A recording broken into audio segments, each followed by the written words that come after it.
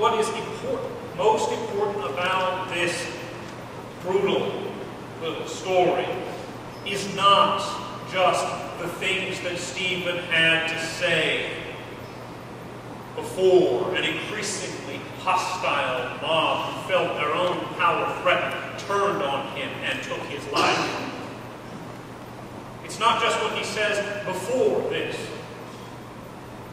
It is the way that he acts. The Acts of the Apostles, and here we have the Acts of one of the first. And this book records his final moments. He has a raging crowd around him, and they are hurling stones. They are bludgeoning him to death. And we read that Stephen does two things. Both speaking, but both important. First, he asks Jesus to receive his Spirit. Now, why does that sound familiar? He asks Jesus to receive his Spirit. And this should seem familiar for two reasons. Together this morning at the beginning of the service, we all read together from Psalm 31. And all of us said, "Into your hand I commit my spirit." Verse 5 of Psalm 31. And that verse should trigger something else if we've read the Gospel. It should remind us of something that happens in the Gospel of Luke. And remember, the Gospel of Luke and the Acts of the Apostles are all one book. Two parts, one book. If we look way back to Luke chapter 23, verse 46, we see that Jesus says something almost exactly the same to God as he dies. He uses that same verse from that same psalm. Into your hands I commend your spirit. He's calling on an ancient song of praise, evoking God's eternal care. Stephen does the same thing, turning to Christ. Stephen does a second thing, making a statement that comes as his very last words.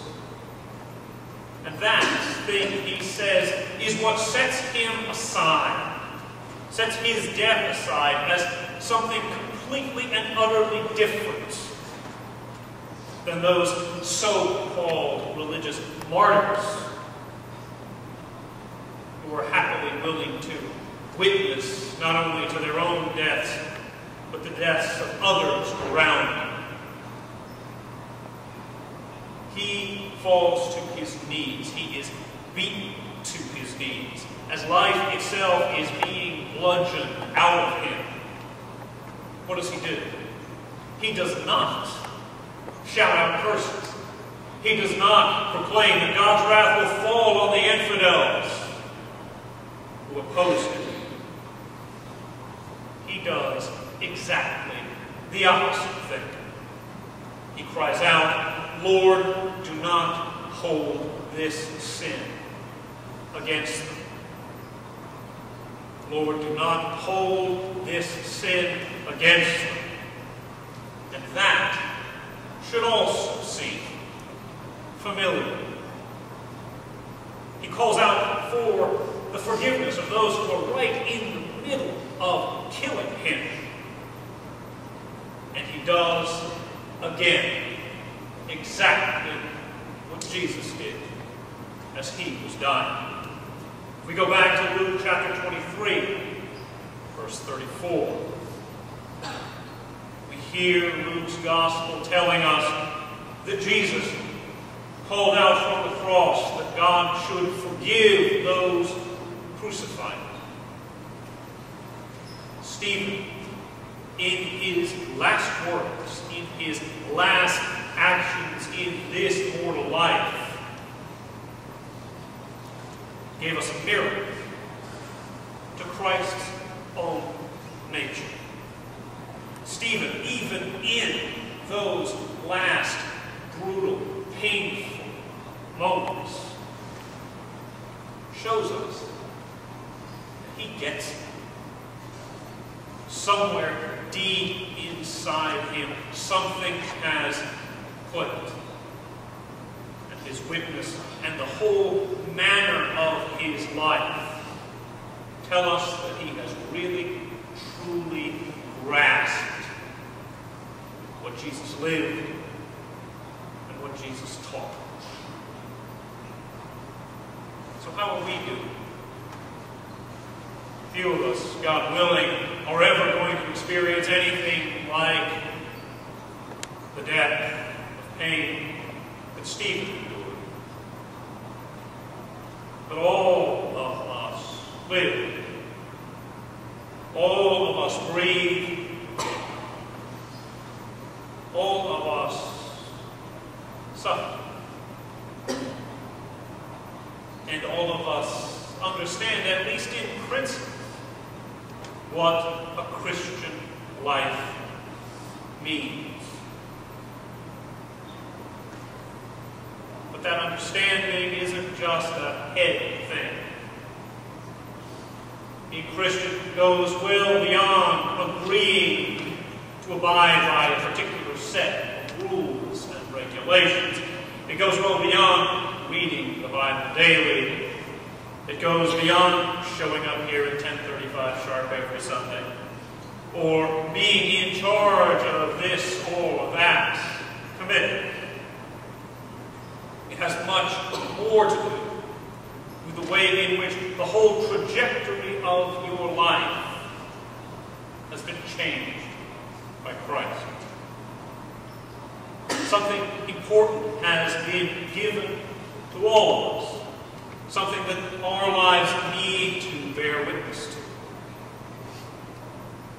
How do we show that we've got it?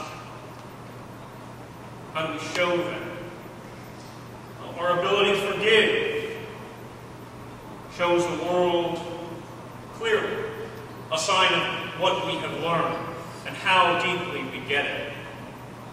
Most of us don't have to endure nails or stones. But how do we do with those things that we do have to endure? Our ability to show grace.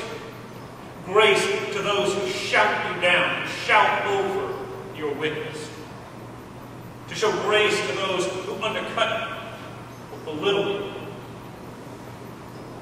That ability to show grace tells the world, shows the world, witnesses about how deeply we get it. And we do try to get it. We are all still struggling to get it. And in our struggles, yes, maybe sometimes we are a little bit wobbly. Maybe we are a little bit unsure of our own sense of balance, unsure of what we have been taught. That's the whole reason Christ is there. To guide us, to teach us. It's the whole reason He came. We have to trust that He is always running by our side, standing with us.